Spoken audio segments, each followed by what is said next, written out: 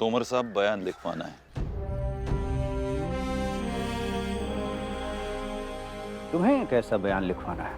यही कि इस लड़के ने मेरे कार्यालय में ऐसा कुछ भी नहीं किया जिस कारण इसे गिरफ्तार करना पड़े।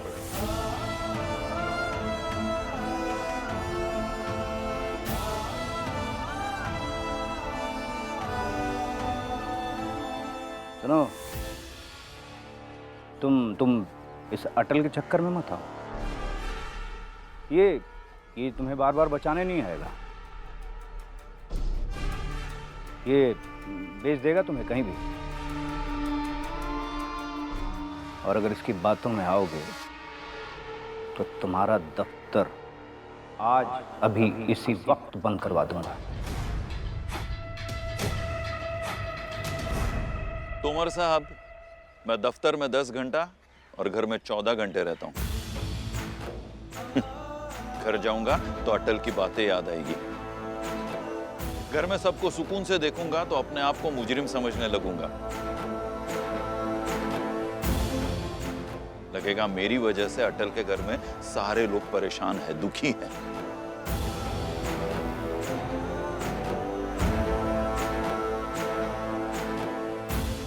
आपके डर से दफ्तर तो बचा लूंगा, लेकिन घर में सुकून से नहीं रह पाऊंगा।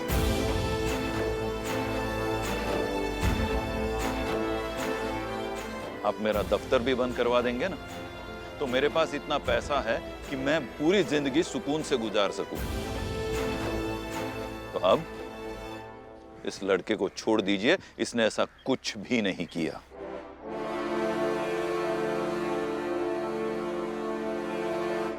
तुम लोग इसे अदालत ले चलो और मैं इसके ऑफिस जाकर सबूत लेकर आता हूं। छोड़ने वालों में से नहीं हूं मैं।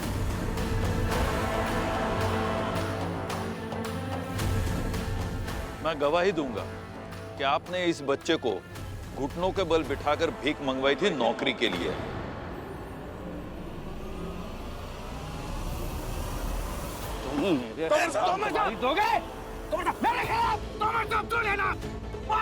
मोहल्ले में आप किसी को मारते हो, रिवॉल्वर उठाते हो, ये क्या तरीका है? तोमर साहब, छोड़िए। आप किसी का गला नहीं पकड़ सकते। आप हमेशा कानून हाथ में नहीं ले सकते।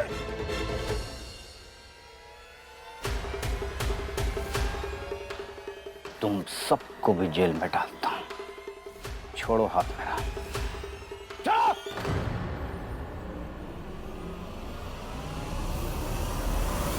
तोमर चाचा, जेल किसी व्यक्ति के घर का कमरा नहीं है कि वो जिसे चाहे उसे उस कमरे में डाल दे। आप अपनी सीमाएं मत लांघिए।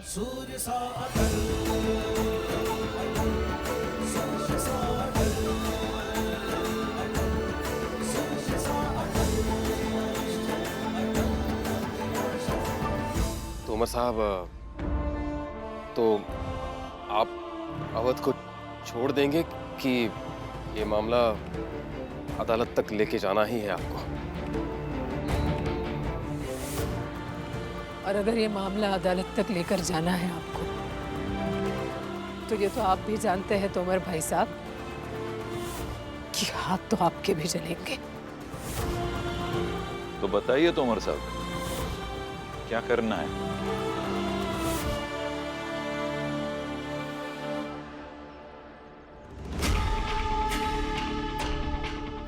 अपनी अपनी ताकत तैयार कर लो। छोड़ूंगा किसी को नहीं। खोल दो रस्सी।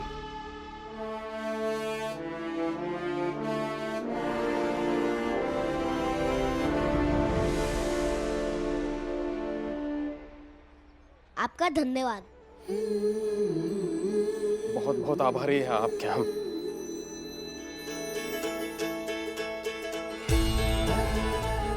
आज आप नहीं होते तो मेरा नौजवान बेटा बिना किसी गलती के जेल चला जाता।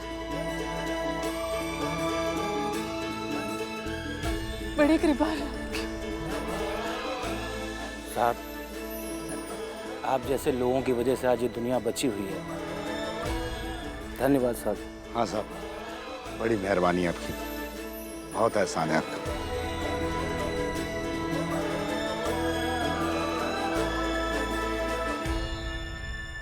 बेटा अटल, तुम बहुत अद्भुत बोलते हो।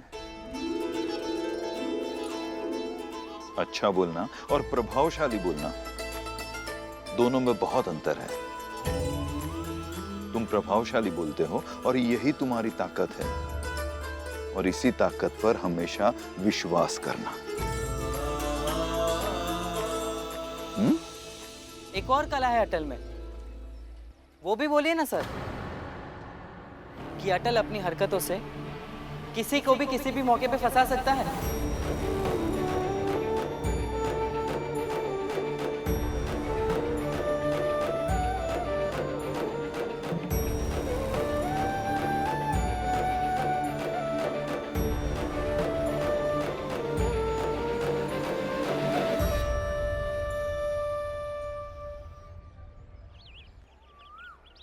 अरे अवध बेटा, छूट गए तुम? क्या लगता है आपको, कहाँ हूँ मैं? हाँ, जेल में हूँ, थाने में हूँ, अदालत में हूँ, कहाँ हूँ? बोलो, कहाँ पे हूँ मैं? आपके सामने ही खड़ा हूँ, इसका मतलब यही ना कि मैं छूट गया हूँ। अरे अवध बेटा, इतना गुस्सा क्यों कर रहे हो? मैं समझ सकता हूँ, तुमर साहब ने तुम्हें इतना परेशान किया, इसलिए गुस्सा हो ना। खैर छोड़ो ये सब, मोहल्ले में तुम्हारे लिए सब बहुत परेशान है। मोहल्ला पहुंचो, तुम्हें देखकर ना सब बहुत खुश हो जाएंगे। तोमर और दयाल के परिवार वालों को पता भी चल जाएगा कि अटल जो कहता है वो जरूर करता है। हाँ, जाके कह दो, एक अटल ही तो है जो सब कुछ करता है और कर दिखाता है। बाकी सब तो कोई काम के ही नहीं है ना? अरे अवध बेटा! अरे मिथिला, पानी देना। हाँ जी, लाई।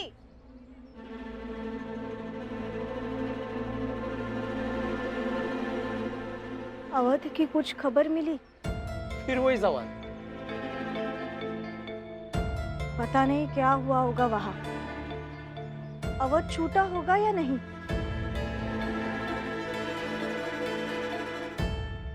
अरे सुनिए, आपकी भाभी मिथिला क्या कह रही है? सुबह से सिर्फ एक ही रट लगाए हुए है कि अवध छूटा होगा कि नहीं, अवध छूटा होगा कि नहीं।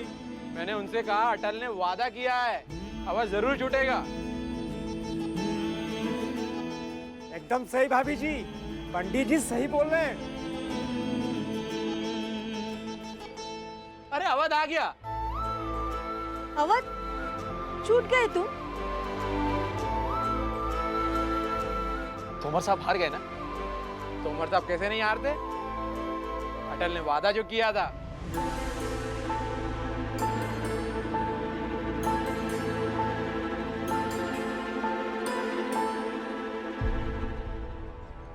अवध, अवध,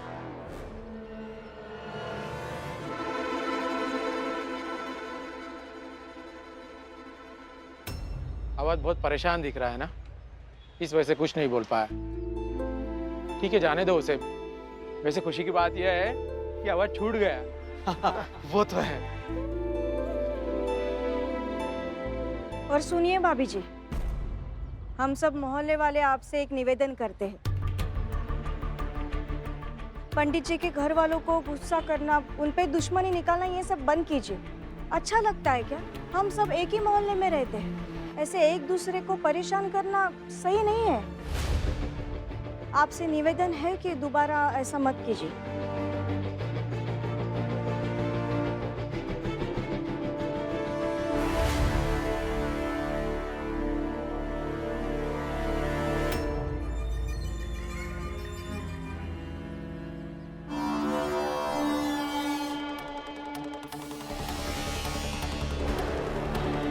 क्या हुआ? कोई तमाशा चल रहा क्या यहाँ? चलो घर।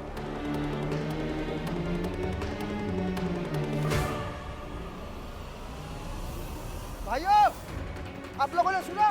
आज फिर तोमर साहब की हार हुई है और हमारे अटल की जीत।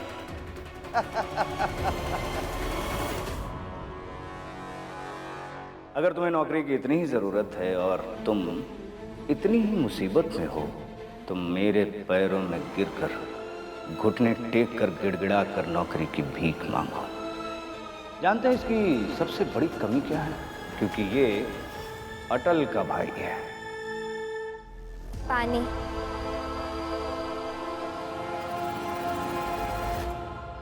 बाकी सब कहाँ है? अरे इतनी समस्या के बाद घर पे आया हूँ, पानी पीने दोगी या पहले सब कुछ पूछ लोगी?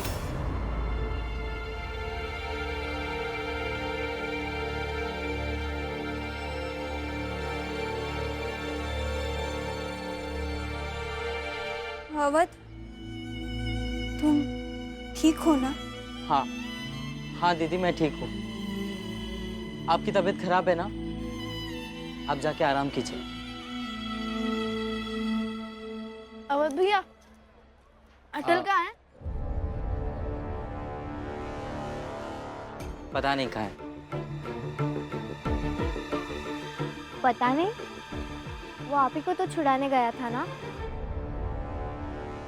और माँ और बाबूजी भी तो साथ थे। अरे इस घर में सब अटल अटल का जाप क्यों कर रहे हैं?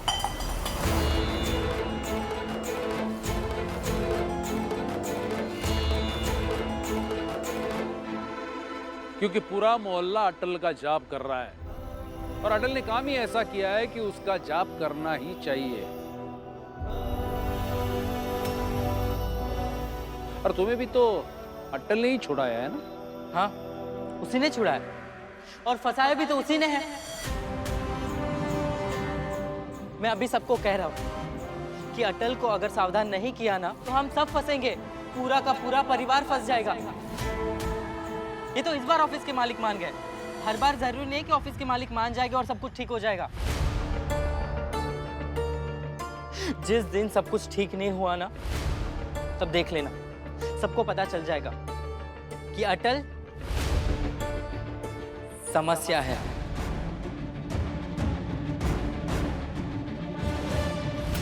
देख लेना।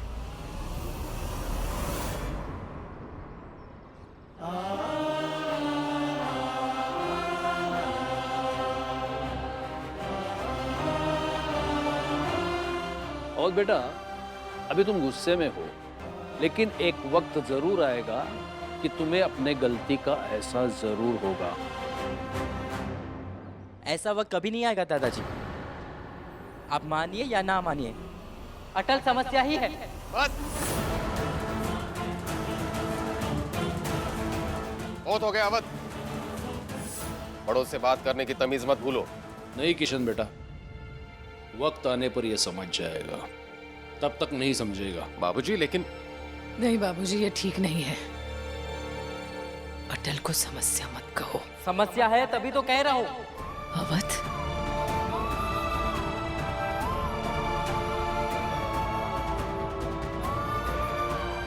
अटल, यहाँ पे सबको लगता है कि तुम समाधान हो, लेकिन मुझे ऐसा लगता है कि तुम एक बहुत बड़ी समस्या हो।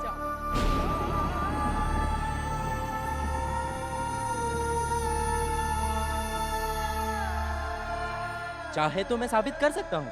अभी अटल ने जो किया उस सब के बावजूद अवध तुम ये कह रहे हो, ये क्या कर रहे हो? माँ मुझे समझाने दो। अवध मेरी बात सुनो तुम। अवध भैया, ये बताओ वो कौन है? विमला दीदी है। और बीमार है। बाबूजी को आज तनख्वाह मिल रही होती और बाबूजी के प्रिंसिपल साहब के साथ आज संबंध अच्छे होते तो दीदी के इलाज के लिए आज पैसे इकट्ठा हो जाते। जैसे तुम एक बार बीमार थे और बाबूजी ने प्रिंसिपल साहब के पास से उधारी मांगी थी और मिल भी गई थी, लेकिन आज नहीं मिलेगी।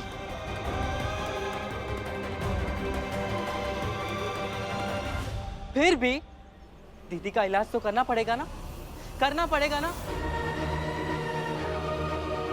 बताओ कहां से आएंगे पैसे? बताओ।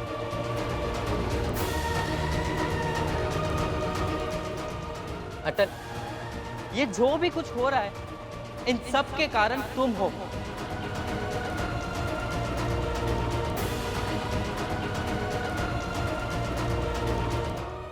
अगर तुम्हें वाकई लगता है इन सब के कारण तुम हो तो खुद से ये भी कहो कि तुम समाधान नहीं, एक बहुत बड़ी समस्या हो।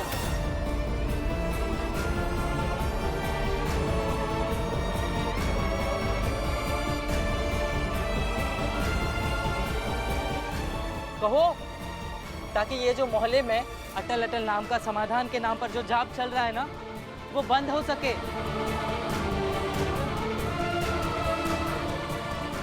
सबका झूठा विश्वास टूट सके। बस बस।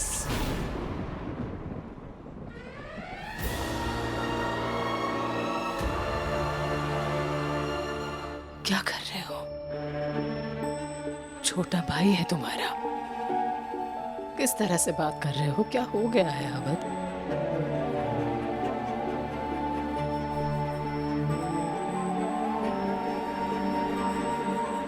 नहीं माँ,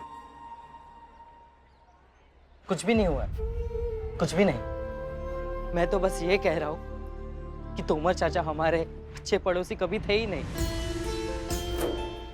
लेकिन कभी भी उन्होंने दुश्मनी नहीं निभाई।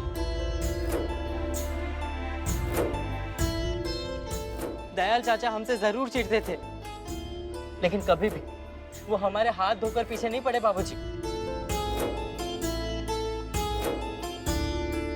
कभी भी नहीं। लेकिन आज सब कुछ हो रहा है, सब कुछ। और ये जो भी कुछ हो रहा है ना अटल, तुम्हारे कारण हो रहा है।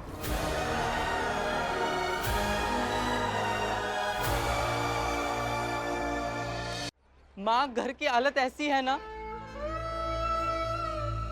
कि हाथ में चवन्नी तक नहीं है।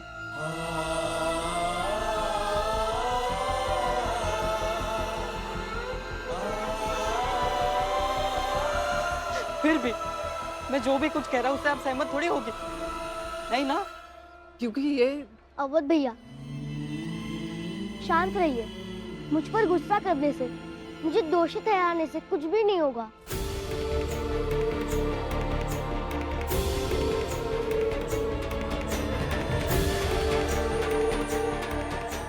दोषी हो तो दोषी ही कहूंगा ना।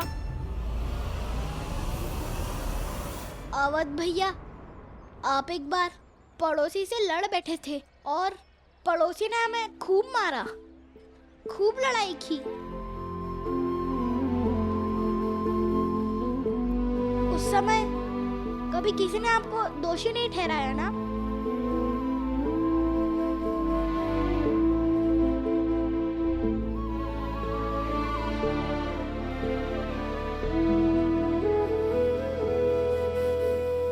हाँ अवध भैया, और आपके कारण मेरे हाथ पे गहरी चोट भी लग गई थी। तब भी आपसे किसी ने नहीं कहा कि आप दोषी हैं। आज मौका मिला नहीं कि आप अटल को दोषी दोषी कह रहे हैं। लेकिन आज तो कह ही रहे हो ना। वो तो इसलिए क्योंकि आप बोले ही जा रहे हैं और अटल को दोषी ठहरा रहे हैं।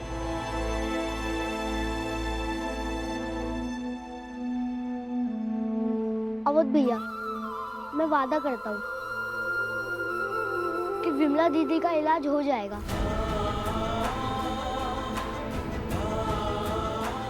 चाहे वो जैसे भी हो।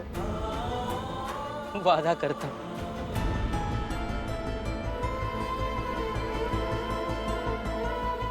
वादा करता हूँ। तुम ऐसे वादे करते रहोगे और मैं मान भी जाऊंगा और सब ठीक भी हो जाएगा।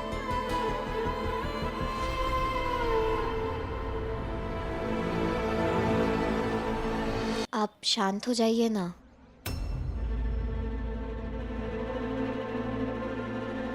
अटल के वादे को ऐसे हल्के में मत लीजिए। जब पहली बार अटल ने मुझसे वादा किया था ना, तब मुझे भी लगा था कि बच्चा है, उसके वादे का क्या। लेकिन ऐसा नहीं है। पर अब अटल के वादे पर मेरा पूरा भरोसा है।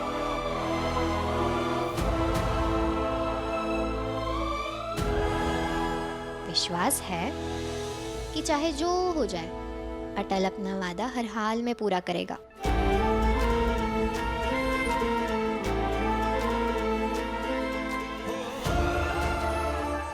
इसीलिए आप भी विश्वास करिए।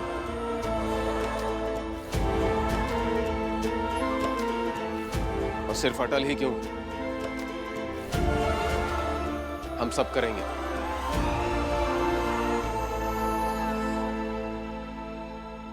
कुछ ना कुछ जरूर करेंगे, सब मिलकर करेंगे।